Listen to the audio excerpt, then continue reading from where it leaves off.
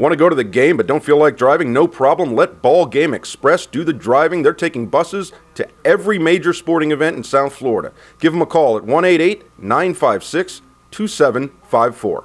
The Carl Pelini era at FAU began on Friday against Wagner. The first-year coach had a bounce in his step when the Owls took the field.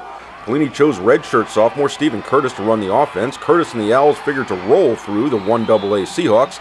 That didn't happen. The Owls sputtered much of the first half. Wagner, meanwhile, moved the ball. This trick play didn't exactly go as it was drawn, but Dominique Williams made it work. A lot of mistakes by both teams. You'd expect that in a season opener. Wagner squandered the first scoring opportunity of the night with a missed field goal. Wagner actually held momentum most of the first half. The Seahawks took the lead on David Lopez's 30-yard field goal early in the second quarter. A couple of Travis Jones special teams errors allowed Wagner to threaten again, but DJ Frye-Smith steps in front of the intended receiver in the end zone to thwart that threat. Still, FAU struggled to move the ball.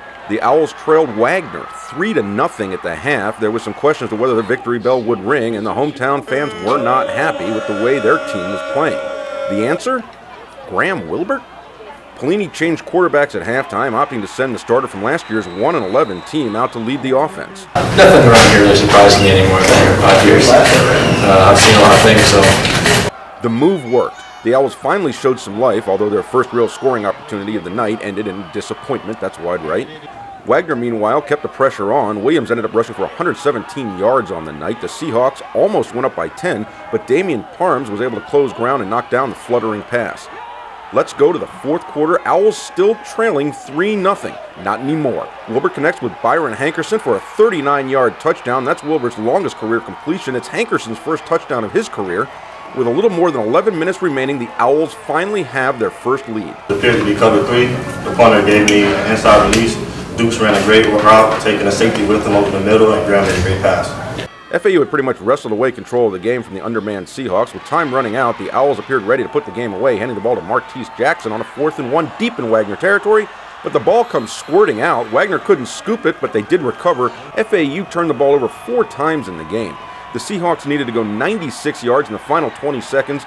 Too daunting of a task. Pelini gets his first win as a head coach. He tells the team to head to the victory bell. He then pulls Wilbert aside, telling him to make sure he gives that bell a really good hard tug.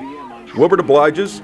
FAU is 1-0 on the season after a 7-3 victory over 1AA Wagner. Got to start somewhere as a program, and in my 22 years of coaching, I've never apologized for a win. They're not easy to come by in football, and you know, we got a lot of work to do as a football team, obviously. But I do think we showed some character, we showed some integrity.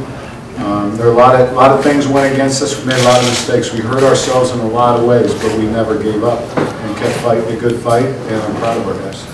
Bringing the story to OwlAccess.com, I'm Chuck King.